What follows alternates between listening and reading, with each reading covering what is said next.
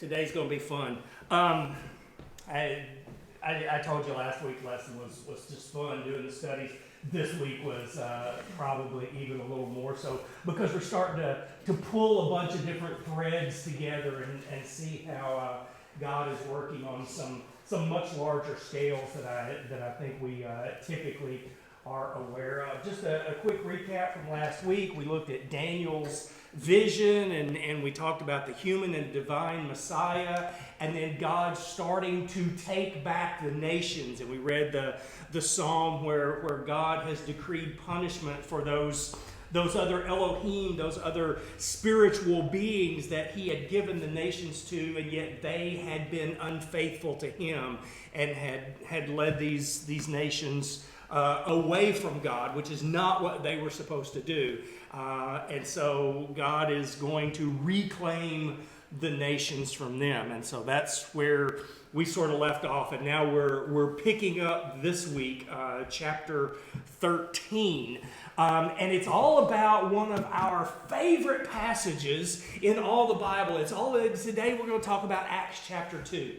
And you know, we like Acts chapter 2 for probably three reasons. Our biggest reason for loving Acts chapter 2 is good old 2:38, where it talks about baptism. We love that verse. And there's a couple of other reasons that I think we sort of like Acts chapter 2. And I don't know that these are in any particular order. One of them is the description of the early church. Down in verse 40 and after, where it talked about what the early disciples were doing and what they devoted their lives to. We like that passage. And then the other reason that I've heard a lot of people really glom on to Acts chapter 2 is because of the speaking in tongues. And we really love to point out that what they were doing as speaking in tongues and what a lot of modern people call speaking in tongues really are two different things. And so we say biblical tongues and then all of this fake other stuff that people are pretending. So we sort of use this chapter to proof text a lot of stuff. But I think I've always thought that was kind of a surface reading. I always thought that might have been missing a deeper point. And the more I'm studying this, the more I'm seeing there is some deeper stuff going on here. Acts chapter 2 is very much the undoing of Babel back in Genesis chapter 11. And we're going to see a lot of parallels today between those two passages. So here's our rough outline that we're going to be working with. And so now let's dive into the events of Pentecost in Acts chapter 2. I'm going to read the first 8 verses or so. Maybe more than that. Okay. When the day of Pentecost had arrived, they were all together in one place, and suddenly there came from heaven a sound like a mighty rushing wind, and it filled the entire house where they were sitting. And divided tongues as a fire appeared to them and rested on each one of them. And they were filled with the Holy Spirit and began to speak in other tongues as the Spirit gave them utterance.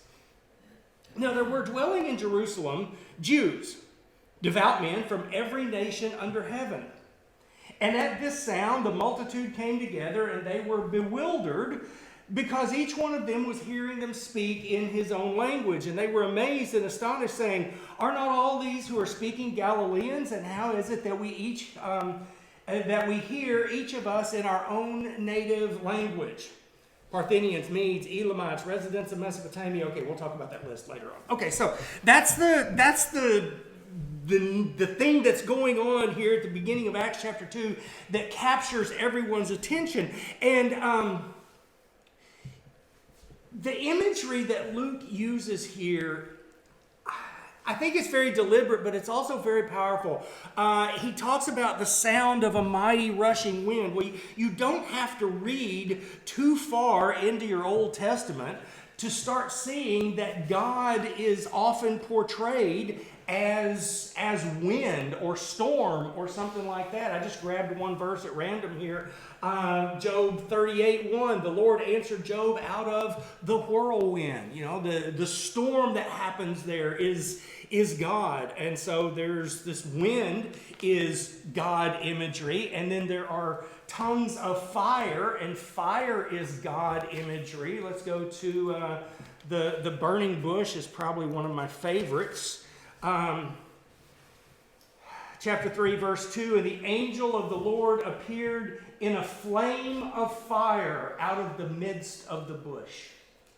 And then later, during the Exodus, verse 18, now Mount Sinai was wrapped in smoke because the Lord had descended on it in fire. And so the imagery that Luke uses here to tell this story, and I don't think that Luke just sort of drew up this imagery to drive home a point. I believe these were actual events, but it's events using ways that God has manifested himself before, ways that people, particularly Jews, are going to look at and go, that's how God always showed up before. Bet this is God showing up now.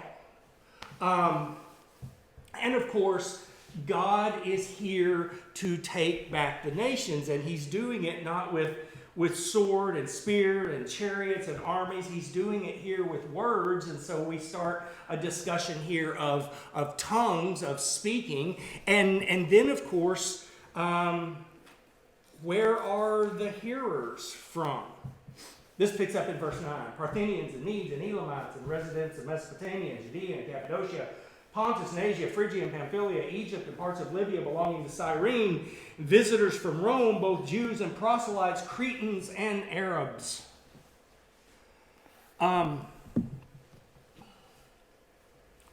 Let's talk Babel for just a second. Deuteronomy chapter 4 is God saying, there are things I gave to the nations, but Israel, they're not for you. And then we get over to Deuteronomy 32, where, and we've read this before, the Most High gave the nations their inheritance. He divided mankind, fixed the borders of the people according to the number of sons of God. But the Lord's portion is his people. Jacob is his allotted heritage. So at Babel, you get this division into different tongues and nations and people groups.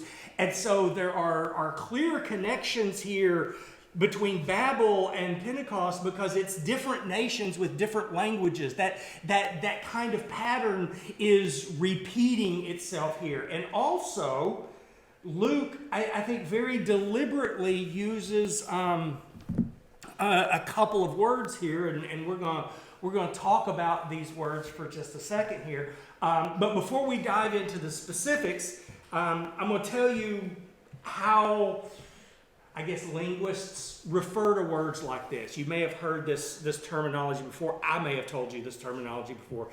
There's a group of words called wolf whistle words. Have you heard that language before? Okay. A wolf whistle word is one of those words that makes you go, wait a minute, what did I just hear? You know how when you're in a crowded room and everybody's talking and you sort of blank everything out and someone 30 feet away says your name, you're like, wait, I heard that. Okay, that's the idea of a wolf whistle word. It's something that catches your attention. I'll give you my favorite example from modern times. You didn't even hear it. On September 12th, 2001, when President Bush is addressing Congress, he talks about our response to terrorism has got to be a crusade against evil. You didn't even hear it. The Muslims today are still worked up about the Crusades 1,000 years ago when Christians came in and said, we are going to destroy you. He used that word very specifically to get a rise out of Muslim hearers of that speech. We didn't pick up on it because it's not a word that perks our ears. It was for them. It was a wolf whistle word. Okay, Luke uses a couple of wolf whistle words here. The words are divided and confused. And these are powerful, powerful words because they figure in very centrally to the Jewish idea of how the world works and why the world is in the state that it's in. Now, Luke is not a Jew. Probably doesn't speak Hebrew. We do know when Luke quotes the Old Testament, he quotes the Greek Old Testament, the Septuagint. It's also true that in the first century, most Jews, even the majority of Jews in Palestine, didn't speak Hebrew anymore. Most of them spoke Greek. If they spoke Hebrew, it was certain memorized phrases that had to do with worship and temple and synagogue and things like that. Think about the way the Catholic Church was using Latin up until just a few years ago. In fact, some places they're still doing it. It's a worship language, but no one speaks it on a daily basis. That was first century Jews with Hebrew. It was their worship language, but they didn't speak it on the street. Greek is what they spoke, and so when Luke, a non-Jew, comes along and he wants to quote Scripture, he's going to grab the Greek translation of the Old Testament, which was a Jewish translation. It was Jewish scholars that did it. But he picks up on these two words. Sunkeo means to confuse. In Acts chapter 2, it's in verse 6. At the sound of this, the multitude came together, and they were, the ESV says, bewildered. But the word there is confused. And it is the same word that is used over in Genesis 11, verse 7. Come, let us go down and there confuse their language.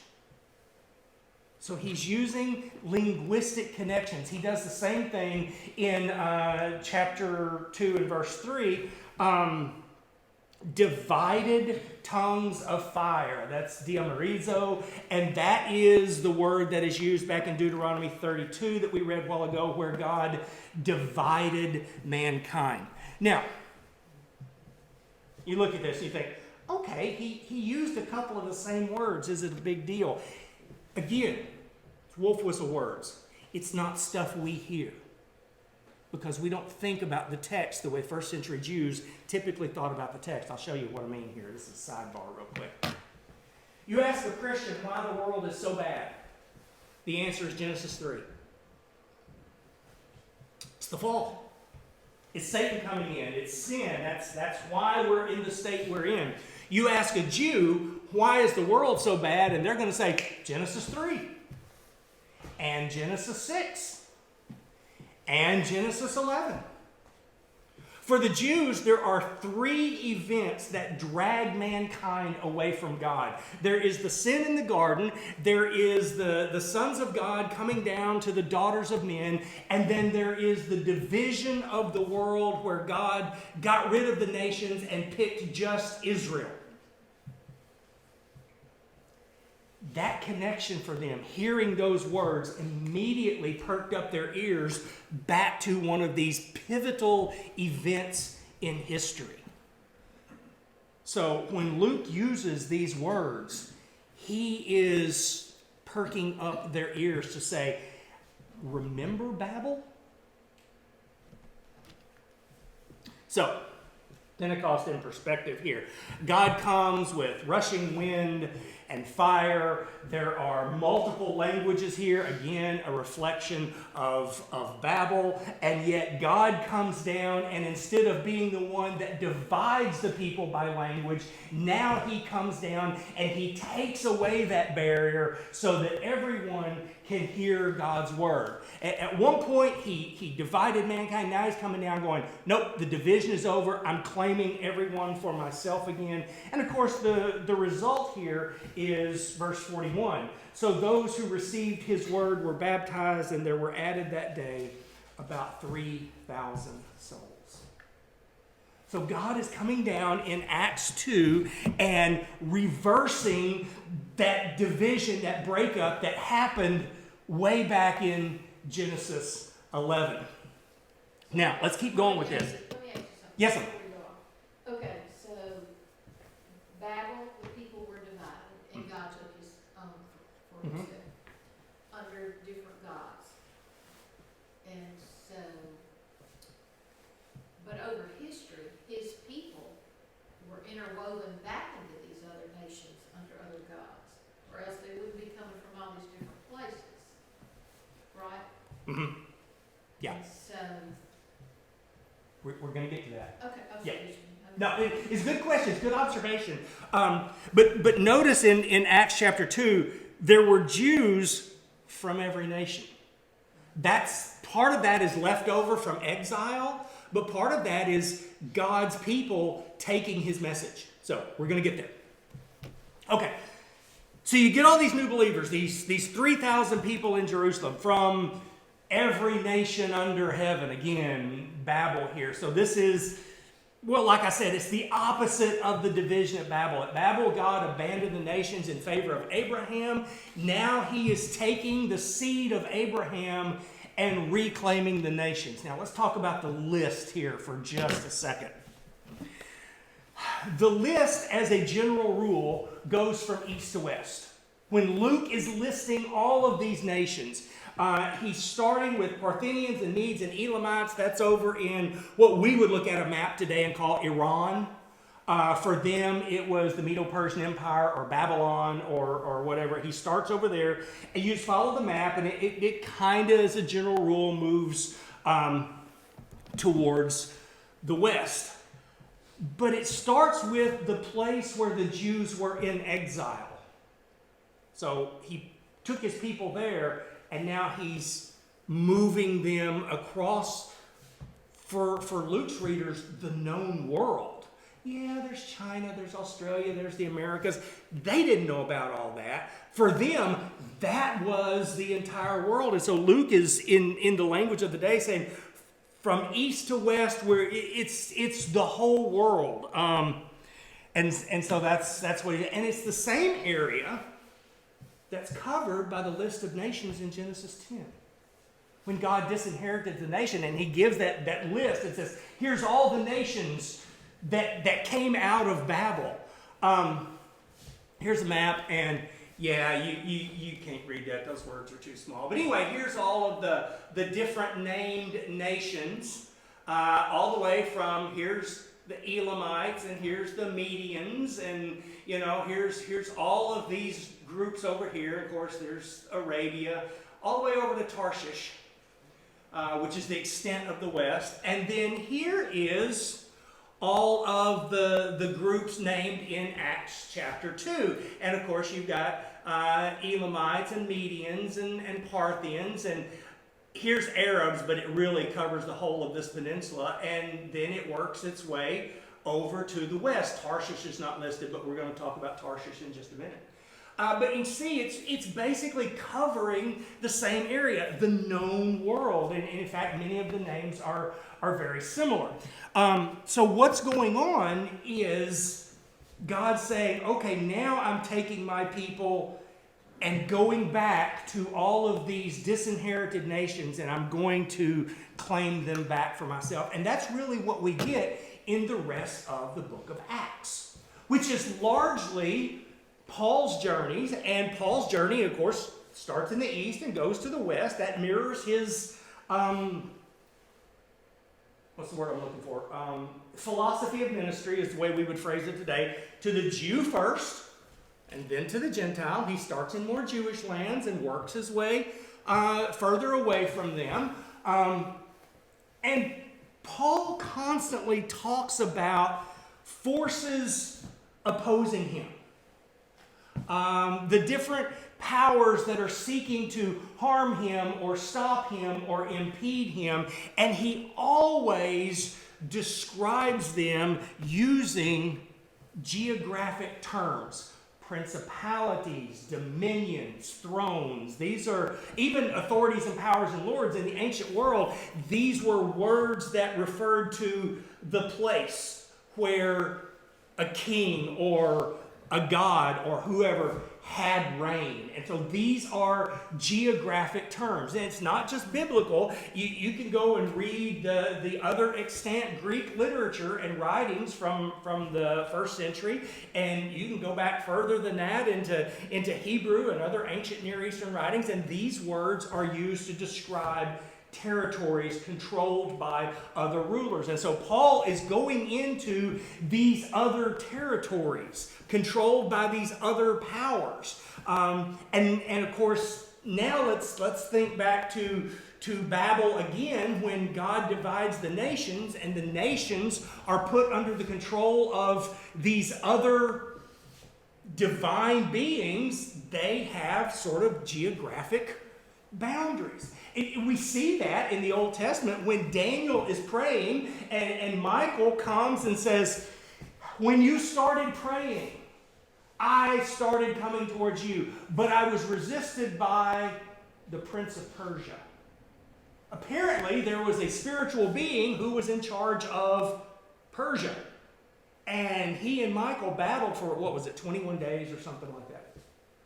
So, there's this idea that the world is divided up among these lesser deities, if I can use that phrase, and Paul is very open about that is what he is battling against. And he has a very specific goal in mind. Go to Romans 15.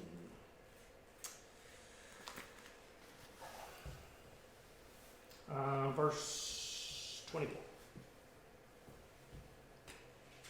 I hope to see you in passing as I go to Spain, and to be helped on my journey there by you. Verse 28. When therefore I have completed this and have delivered to them what has been collected, I will leave for Spain by way of you. Why is Paul wanting to go to Spain? Is it just he likes Spanish food? Maybe he wants a chance to practice speaking Spanish? I don't know. Why does Paul want to go to Spain? Well, Spain is that chunk of dirt that the ancients called Tarshish. Let's go back to our map for just a second. It's over here. We all know where Spain is. But do you see what Paul is doing? He started over here, and he wants to finish taking the message to the extent of the known world. Paul is looking at God's plan and saying, Babel divided us. Now in Christ it's going to unite us. Paul says, I was there at the beginning. I want to see it through to the end.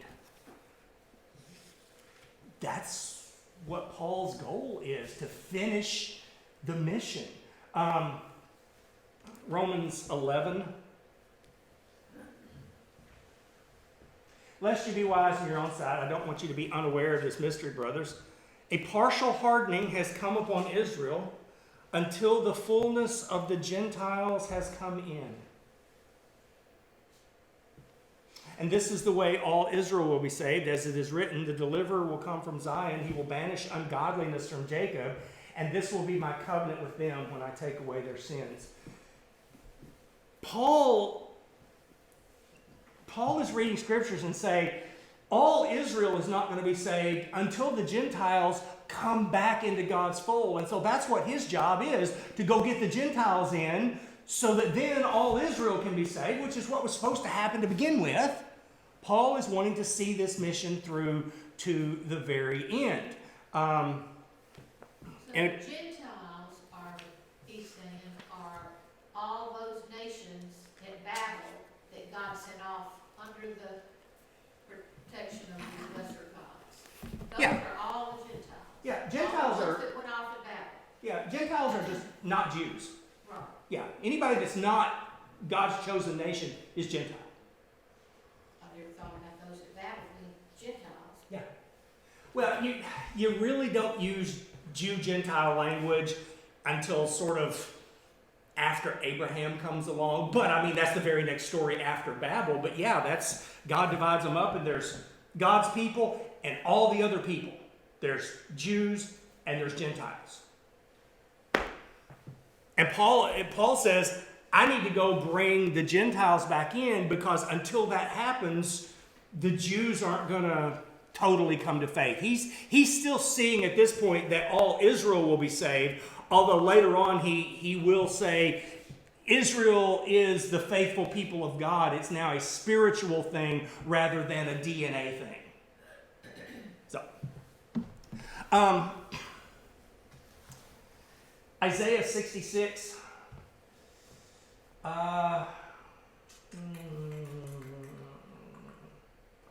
Okay, I'm not going to read all this.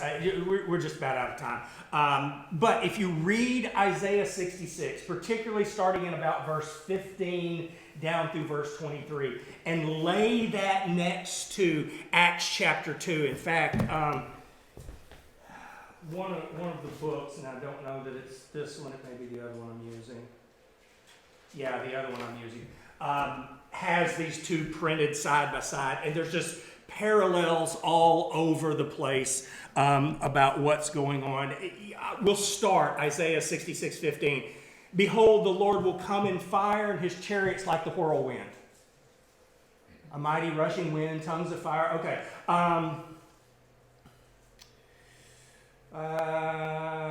For I know their work, this is verse 18, I know their works, their thoughts, a time is coming to gather all nations and tongues, and they shall come and see my glory. Again, there are parallels between Isaiah 66 and Acts chapter 2. And Paul saw himself as an instrument of sort of bringing about God's plan. That was his role in life. Now, the fact is, all believers are instruments in that plan, and that includes us. That's why it's, I think, vital that we understand what God is trying to do, because that's our job as well. Now, it's important for us to realize that, demonic territories and strongholds and things like that are real. Unfortunately, we don't have a map. I can make a couple of really good guesses at pieces of the map. I'm going to argue there's probably something evil in charge of, Hollywood. I don't know, Washington. I can make some really good guesses at bits and pieces of the map. But the fact is, these sort of unseen lesser deities, demonic powers, view this world as their turf. They think we're the invaders. And so they are going to oppose us as we try to serve the one who is the creator. And I think we just simply need to expect that there will be resistance, stuff that doesn't seem to have a natural cause because it may have a supernatural cause. And but I'm going to finish up today with 1 John 4:4. Little children, you are from God and have overcome them, for he who is in you is greater than he who is in the world. There's stuff in the world that's powerful, but the one who indwells us is more powerful still. And we're just part of his plan. We're helping carry out his reclamation of the nations. Questions or comments?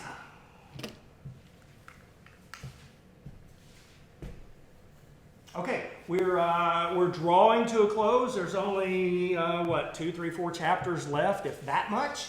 And then after we finish this book, I don't know what we're going to study next. The next Sunday afterwards, I'm probably going to do a Sunday of just sort of side topics that we've run across in the book. And I said, that's interesting. We'll talk about that some other time. I'm just going to try to pick 4 or 5 completely unrelated things and just, spend 2 or 3 minutes on each of them. I'll probably do a Sunday of that. So anyway, that's what's coming up next. And we'll pick up there next week.